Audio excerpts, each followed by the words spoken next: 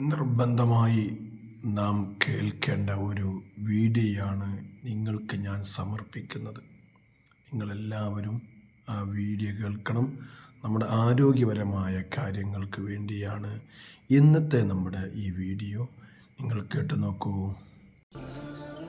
ഈമാൻ കഴിഞ്ഞാൽ ആരോഗ്യം തന്നെയാണ് വലുത്. സമ്പന്നനാകാൻ ആരോഗ്യം നഷ്ടപ്പെടുത്തരുത്. ആരോഗ്യമാണ് യഥാർത്ഥ സമ്പത്ത്. താളം തെറ്റിയ മനസ്സുള്ളവർ ഭ്രാന്തരും, ശരീരം തളർന്നാൽ രോഗിയും, ശ്വാസം നിലച്ചാൽ ജീവനില്ലാത്ത ജഡവുമാണ്. ജീവിക്കുമ്പോൾ നല്ലത് ചെയ്യുക, ആരോഗ്യത്തോടെ ജീവിക്കുക. ബ്രോക്കോളി ചെറുതായി വേവിച്ച് സലാഡിന്റെ രൂപത്തിൽ കഴിക്കുക.